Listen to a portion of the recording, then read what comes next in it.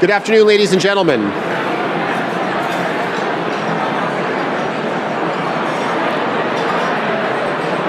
need the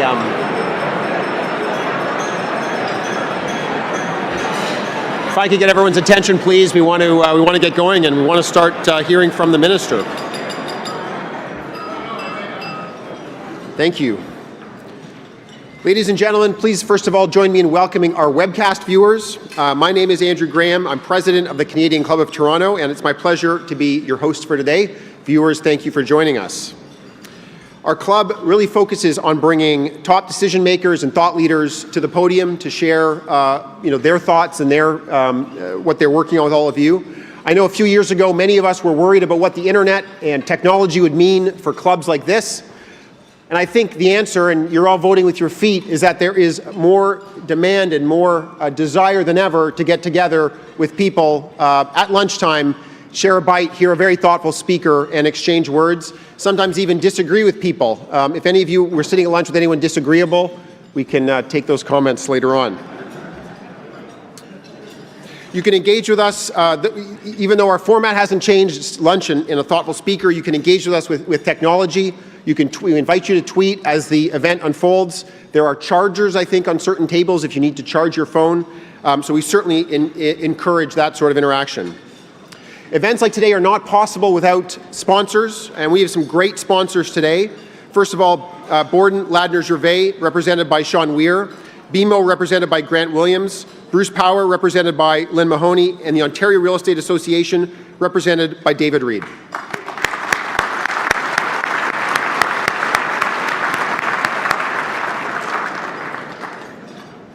Now it's my pleasure to introduce today's speaker. And to do that, I'll tell a very short personal story. My wife is from North Bay, and when I was getting to know her and getting to know her parents, you of course want to create a good impression with your future in-laws. I remember visiting her father, and her father said, "Boy, we've got such a terrific mayor here. I just love our mayor here." So of course I nodded in approval and then went and did some research and learned more about then Mayor, now Minister Fedeli's impressive background. And I can tell you, Minister, I'm certainly not going to say anything to disagree or otherwise anger my in-laws today. The government has already declared that the report from the Independent Financial Commission of Inquiry and with the changes announced yesterday, we've already seen that big changes have begun in Ontario. Minister Fedeli, we know, is laser-focused on addressing the province's debt and managing its finances. I can tell you in the reception we had before, he was signing a book, and someone even suggested that maybe we could take the pens from the signing and donate that, but the minister thought that might be a step too far. He's a successful businessman and former North Bay mayor and has an impressive background in entrepreneurship and municipal politics. 15 years ago, he received 75% of the mayoral vote and was re-elected in 2006 with an impressive landslide. As mayor, he worked to transform North Bay. Through his efforts, the city's credit rating soared and debt interest payments dropped. Minister Fedeli's municipal leadership has been recognized internationally. He participated in the Government Leaders Forum hosted by Bill Gates, and he met with U.S. Secretary of State Madeleine Albright. He was acknowledged for his key role in the campaign to reverse the Buy American provision that the U.S. government had introduced. At the provincial level, the North Bay native was elected to Queen's Park in 2011, representing the riding of Nipissing. 3 years later, he was re-elected and served as energy and finance critic in the official opposition's shadow cabinet. This past June, he was re-elected for a third time. Besides his important financial portfolio, he serves as the chair of cabinet. Minister Fedeli, I'm pleased to pass the Canadian Club of Toronto's podium over to you. Thank you.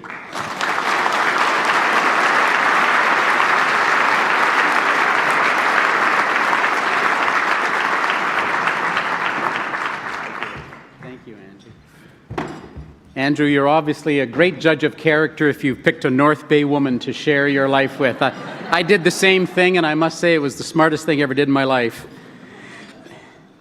Thank you again, Andrew, for that kind and generous introduction, and thank you, Colleen. Thank you very much for your efforts for today, and to the Canadian Club board members here today, and all of the staff for putting together today's event. Allow me for a moment to recognize a few people here. My fellow Queen's Park colleagues who are in the audience today and who have come out to support our speech. I want to begin with my friend, Minister Peter Bethlenfalvy. He was introduced earlier. Peter is doing a terrific job as President of the Treasury Board, leading the charge in modernizing and transforming government operations. We're so grateful, Peter.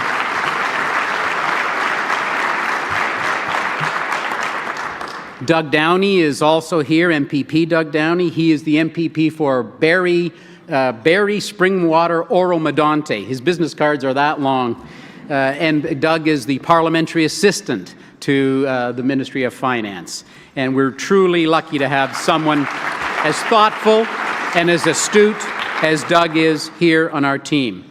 There are many, many others who I'm going to take a moment to acknowledge who came here. I want to start with our friend Dean French. He is Chief of Staff to Premier Doug Ford. Dean, he's been a great leader. He's been a great leader, a great friend to Premier Ford, and a truly respected advisor. Minister Bill Walker, Minister of Government and Consumer Services, is here. Billy, you're out as your first ministerial role. We have Randy Pettipies, who's the Parliamentary Assistant for Agriculture. Lindsay Park, who is here as the Parliamentary Assistant for the Ministry of the Attorney General. Stan Cho is the Parliamentary Assistant for Treasury Board, who works with Peter. Prabmeet Sarkaria is here. He is the Parliamentary Assistant for Community Safety and Correctional Services. Now, there's going to be nobody left at the house here. Stan Cho, did I say Stan? Stan Cho. Rudy Cazzetto is here. Oh, Rudy Cazzetto is here. I did say Stan? All right. You got a third time, Stan. But I hope I'm not leaving anybody out. I also want to acknowledge the Deputy Minister. Greg Orenchek is here, the Deputy Minister of Finance, who, you know, we just work so well together and have such a great relationship. He and his tremendous team, including Gadi Mayman, who is here, who is the CEO of the Ontario Financing Authority. Gadi, where are you? Hiding? There you are. And I see so many others. I'm going to get in trouble now. I started to name so many other people. There will be one more that I am going to name a bit later in the speech.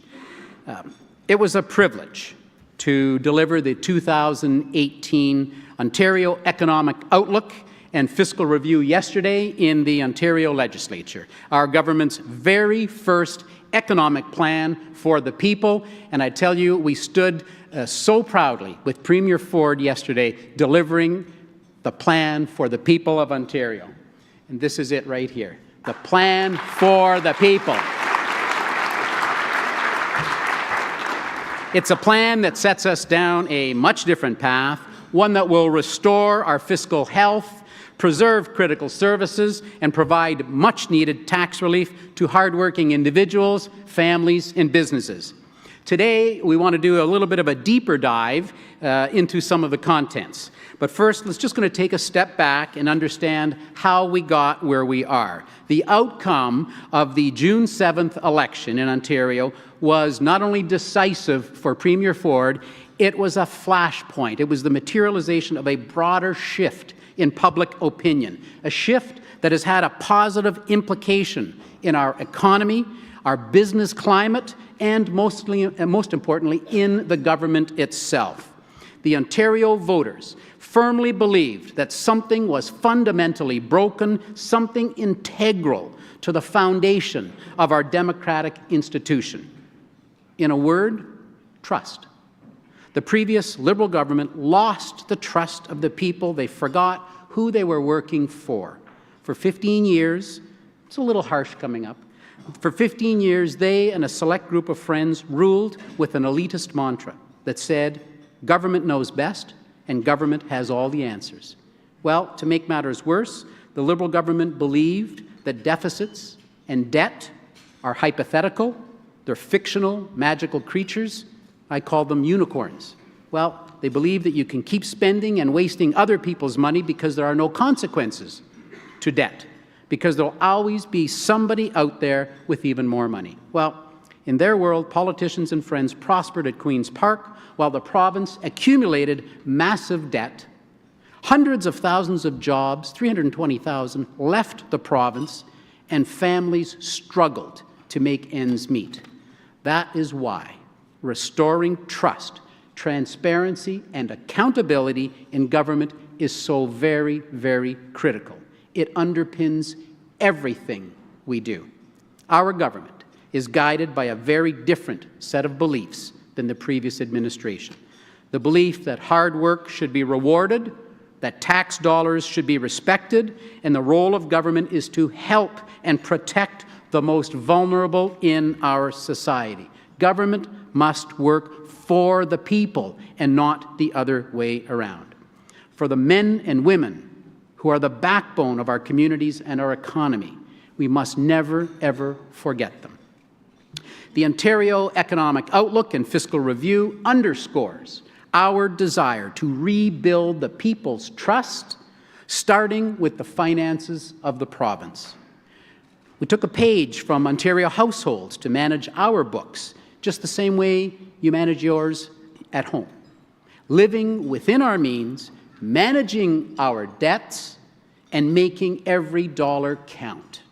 We started from the premise that government must respect Ontario taxpayers and that they deserve to know how their tax dollars are being spent. A few weeks ago, we released the report of the Independent Financial Commission of Inquiry and the line-by-line review of government expenditures, and I want to acknowledge the presence in the audience of former Premier of British Columbia, Chair of the Independent Financial Commission of Inquiry, Mr. Gordon Campbell. There you are, sir.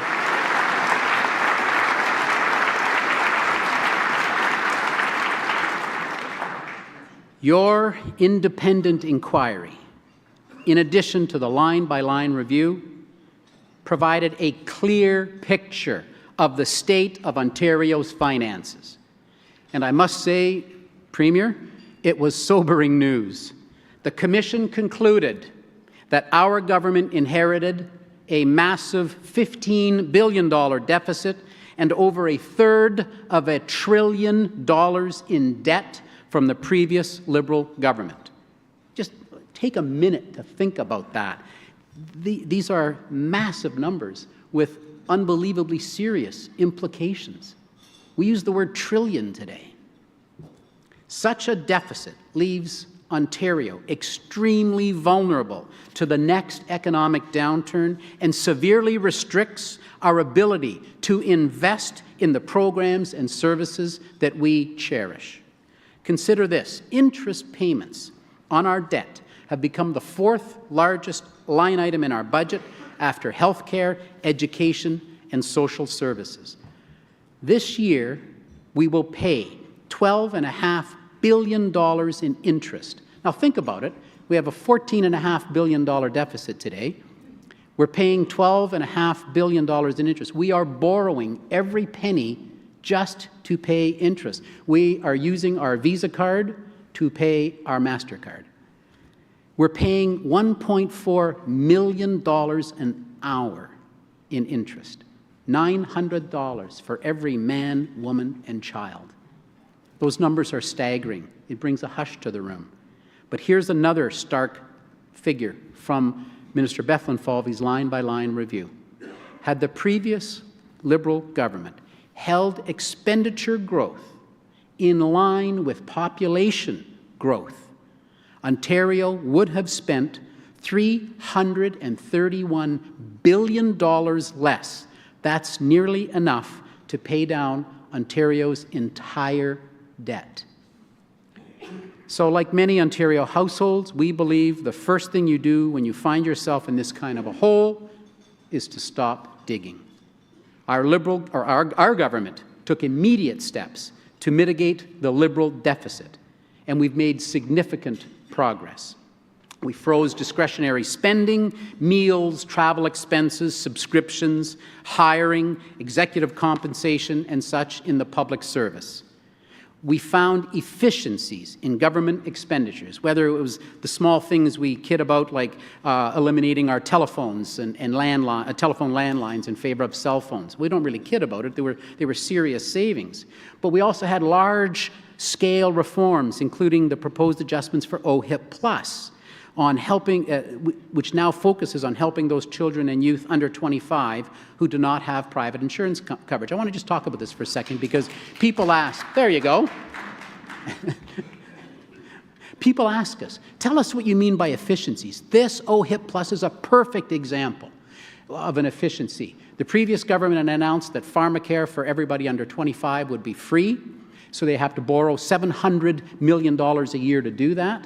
Our government looked at it and said, well, hang on a second. Many families already have benefits plans and their children are covered, so let's let that kick in first, and for those that don't, we'll pay the difference. So at the end of the day, in this efficiency, everybody under 25 still is covered, nobody lost a job, and the government saved almost $300 million. That's what Premier Ford means by an efficiency.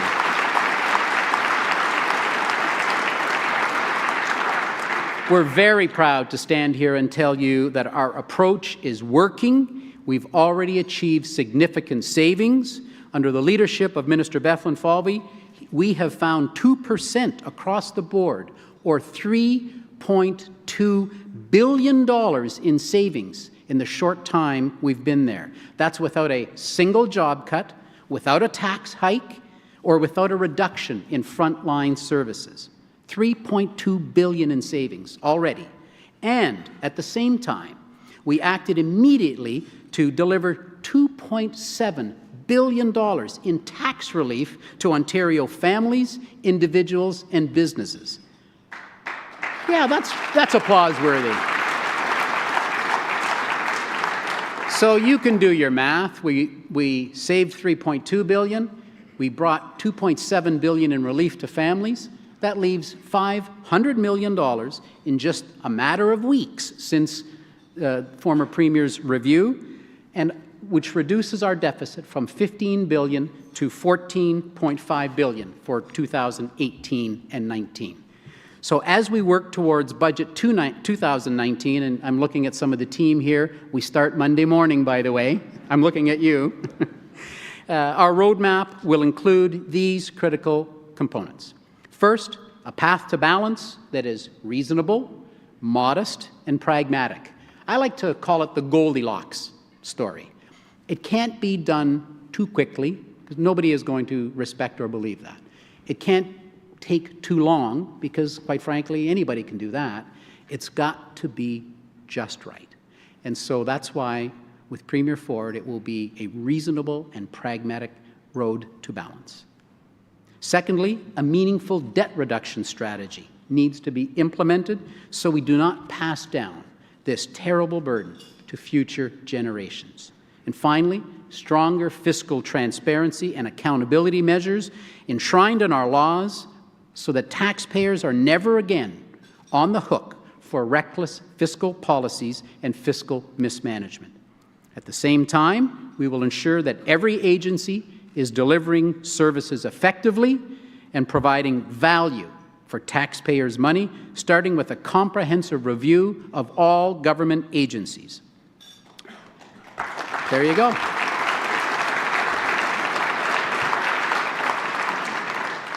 Earlier in the speech, it was mentioned that the role of government should be to help those who need it most in our society. So for starters, I think it's a good thing to stop taxing them. And that is why you heard yesterday that we are proposing the new Low-Income Individual and Family Tax Cut, or LIFT for short. It is one of the single most generous Ontario tax cut for low-income workers in generations. With the proposed tax credit, the vast majority of Ontario workers earning less than $30,000 a year will pay no provincial income tax. Nada. Zilch. Zero. This will provide, if passed, will provide low-income and minimum wage workers with up to $850 in tax relief and couples up to $1,700. The LIFT credit would, if passed, benefit 1.1 million people across the province. LIFT leaves, yeah, that is a good one, 1.1 million people. LIFT leaves more money in the pockets of those who need it most while giving business time to adjust to the $14 an hour minimum wage. Now, many of us take shelter for granted. We go home at the end of the day to the comfort of our homes, our apartments, our condos. For a growing number of people, the prospect of affordable accommodation is getting beyond their reach. Individuals and families are facing an affordability challenge, in part because housing supply has not kept pace with demand. In response, our government has committed to develop and implement a housing supply action plan to address barriers that prevent the development of ownership and rental housing. We are also reintroducing a rent control exemption that will apply to new rental units in order to create market-based incentives to increase housing supply across the province. To be clear, rent control will remain in place for existing tenants, but we are bringing forward a rent control exemption. Now you can. Along with more affordable housing, we need more affordable and reliable public transit. Ontario's economy loses billions each year in lost productivity due to gridlock. We can and we must do better. In order to develop a regional transit system that is more integrated and connected, we are proposing to modernize Metrolinx, ensuring the agency's primary focus is on service delivery. And at the same time, we propose to upload the responsibility for the TTT subway infrastructure from the City of Toronto to the Government of Ontario. These proposed changes would enable the province to further fund and deliver additional transit projects sooner. Now, our government is committed to improving service delivery across government and be more responsive to the changing needs and our, I'm going to say it, aging demographics. That's why we are taking immediate steps to end hallway health care. With an aging population, we need to focus our precious resources on supporting our seniors. We announced that we are building 6,000 new long-term care beds in communities all across Ontario. And we have another 9,000 new beds already in the pipeline, which we will be delivering to those communities that need it the most. And in advance of the flu season, we're currently investing $90 million to create 1,100 beds in communities across Ontario. And in addition, we are matching the federal commitment by making a $1.9 billion investment in mental health and addiction services over the next decade. Yeah, that is... We will continue to transform our healthcare system to drive efficiencies like OHIP Plus that we talked about and improve the outcome for the patients. Now, this is a lighter part of it. Playing hockey is not only good exercise, it allows people of all abilities to be part of a team. That's why we are proud to say that for the first time in Ontario's history, we are proposing to celebrate Special Hockey Day on March 27, 2019, to support athletes with developmental disabilities. This coincides with the 25th Annual Special Hockey International Tournament to be held right here in Toronto. That's a beautiful, beautiful function.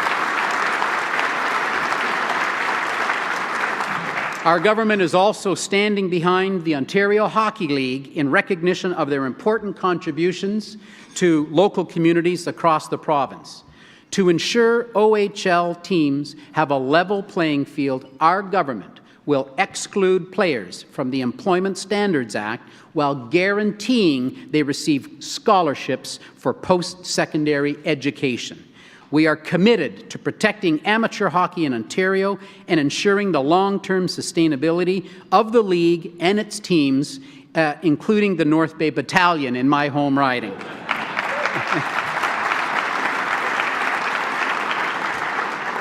Now, I see that Dean French and Premier Ford made it to Peterborough and back as you got to commiserate with the OHL last night and tell them about this new change. I had a great conversation this morning on the telephone with Scott Abbott, the inventor of Trivial Pursuit, as you all know, but to us at home, he's the guy in the crowd who never misses a home game of the North Bay Battalion, the team that he owns. And so we had a great chat, and I've been invited to drop the puck on the 25th, Sunday the 25th at 2 o'clock against Guelph, and all I'm going to say is go Troops.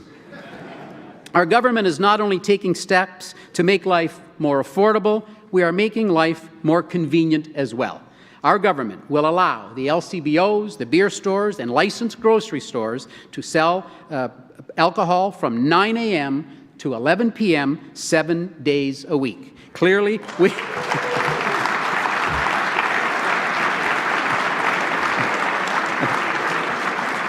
we give $500 million to low-income families, but we get an applause for the LCBO hours. I love it.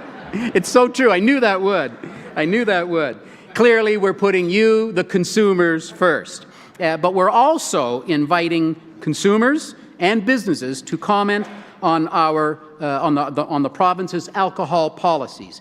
We want to explore the safe, responsible expansion of beer and wine to corner stores, big box stores, and even more grocery stores. And we'll have more to say on that consultation in the coming weeks. But, you know, most people, if you live outside of Toronto, as I do, there are 218 of these agency stores where I can go into Tariq's General Store and I can buy beer, wine, and spirits at one of these 218 stores. They're already in Ontario. I can go to Young's gas station in Nipissing Township. I can go to the Lucky 13 on my street on Highway 94 in Corbeil, as you well know, and buy beer, wine, and spirits every day of the week. It's really fascinating that we can do that in rural Ontario. And so obviously we're looking for consultations to see about expanding this right across Ontario.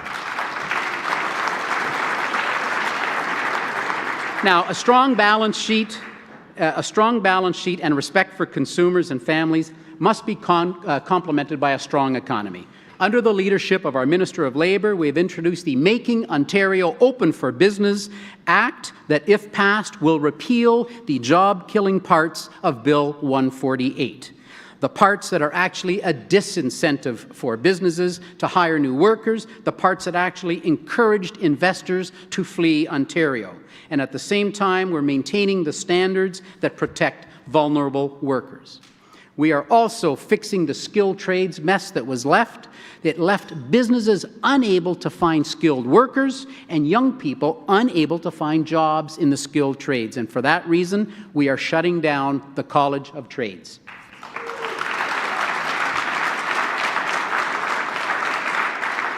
Our government believes that governments don't create jobs. Our entrepreneurs and our innovators create jobs. We need to create the conditions to make it more attractive to start a business, grow a business, or invest in Ontario. And that's why our government is taking steps to cancel $308 million in tax hikes that were planned by the previous government to come into effect in January. These included tax increases for individuals, families, and businesses. So to be specific, the federal government's phase-out of the Ontario small business tax rate, and of course I'm talking about passive income, our government has made a conscious decision not to parallel the Trudeau government on those tax increases and impose that tax increase. We will not be paralleling that. This measure alone, if passed, would save 7,900 businesses up to $40,000 a year. That's money they can use to reinvest in their business, expand their business, and hire more employees. And our government is also increasing the payroll exemption for employer health tax, providing about $40 million in additional tax relief for businesses. And we are proud to say that we will continue to provide Ontario film and television tax credits to support this vibrant industry as it continues to expand right across the province. Now, in light of the recent tax reforms in the United States, we are working to improve the competitiveness of our business tax systems. This will allow us to become more competitive, strengthen our economy, and make Ontario open for business. To that end, we have written to the Federal Finance Minister, Bill Morneau, to allow immediate expensing of depreciable assets similar to the measures taken in the United States. We firmly believe it is imperative that the federal fall economic statement next week adopt this critical policy, as it will help businesses make large investments like machine upgrades and expansions in equipment. Improving Ontario's competitiveness also means removing barriers to job creation and business growth like red tape. You know, it's outrageous that in Ontario, we're currently burdened with 331 statutes and more than 380,000 regulations. Premier, that's twice as many as the province of British Columbia has, and it seems like a pretty nice place to live in as well. So to that end, we are currently heading an effort to cut red tape across the entire government, and our Minister of Economic Development, Job Creation and Trade is well on the way, and we are announcing that we will further reduce red tape for businesses by 25% by the year 2022. And we're working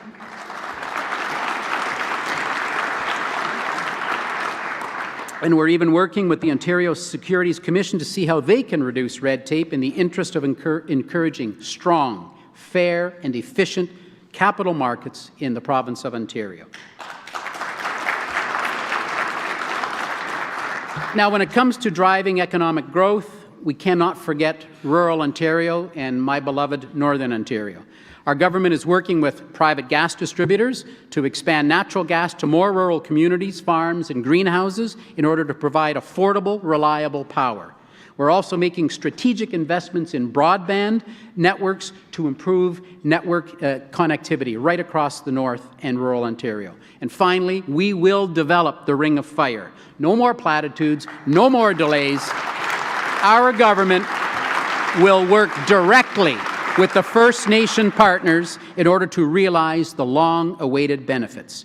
We will also be moving forward with our resource revenue sharing agreements to create a win-win situation for northern towns, Indigenous communities, and mining, forestry, and aggregate companies.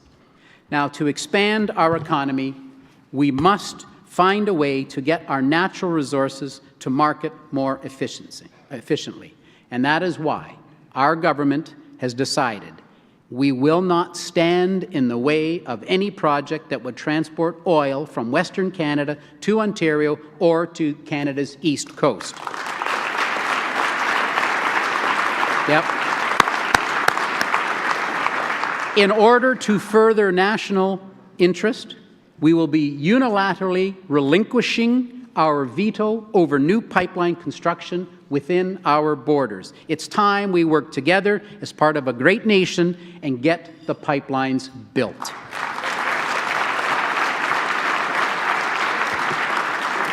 But by this point, you've likely concluded that Premier Ford's government is opposed to tax increases, any tax increases. You know, when it came time from the former government to raise the vehicle registration taxes in September, Premier Ford said, no, Vic, we're not doing that.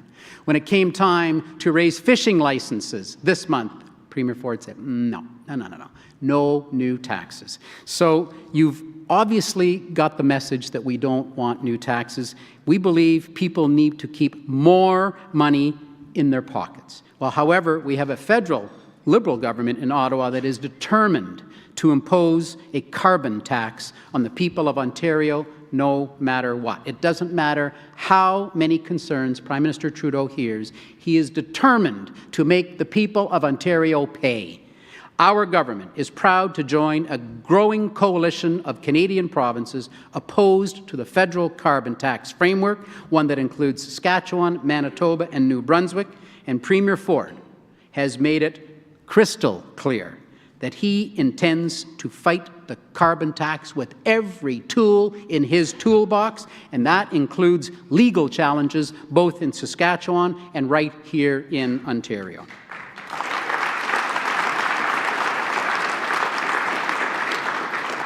To round that up, our government is actively exploring a full suite of transparency measures that will ensure every single person in Ontario is informed of how much money they are paying in federal carbon tax every time they pay a home heating bill, every time they fill up their car. They will know just how much. It is our intention to let everyone in Ontario know just how much money the federal government is taking out of their pockets.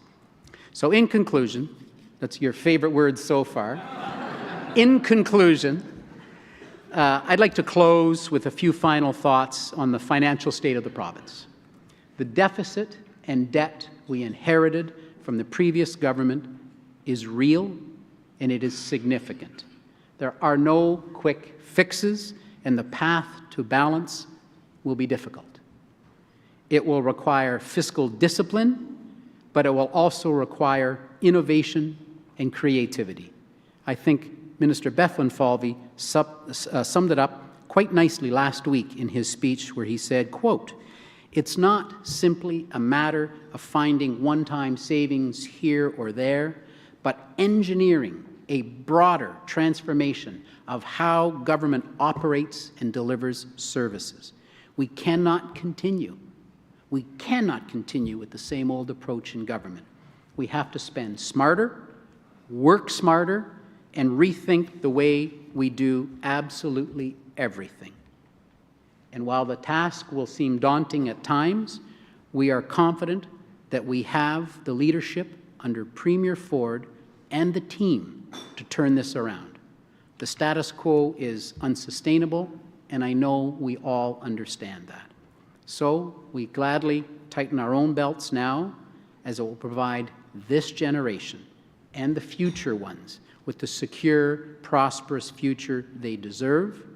We have made tremendous progress in the few short weeks that we've been there, but our journey has just begun.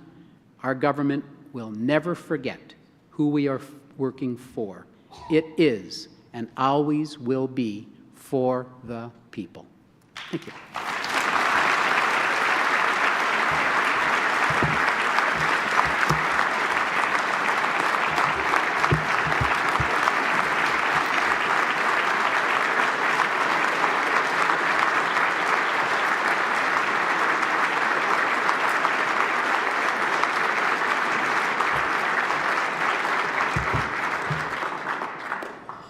Minister, thank you so much for that very powerful speech. I think it's very clear how passionate and thoughtful you are about all of the issues that you're tackling. And I think we can all say, and I think everyone in Ontario can say, regardless of their political persuasion, that government matters a lot and it's very important, and we wish you well in what you are doing on behalf of the province. So thank you very much for speaking with us today.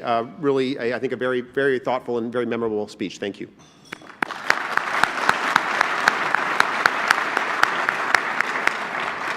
I will say, for anyone who's maybe not Canadian in the room, it's absolutely normal for a Minister of Finance to include a new hockey tournament amongst the list of important matters in their fiscal update. That's just par for the course. Just a couple of last remarks before we conclude. First of all, we have a few upcoming events that may be of interest. First of all, on Tuesday, November 20th, we have the President and CEO of the Canadian Pension Plan Investment Board, Mark Machin, who will be at our podium. And on Friday, November 23rd, we have the Federal Minister of Finance, the Honourable Bill Morneau, who will deliver remarks. Presumably won't say exactly the same thing. There will be some differences in approach. So please plan to attend that as well. Finally, I'd like to thank BLG, BMO, Bruce Power, and the Ontario Real Estate Association once again for supporting today's event.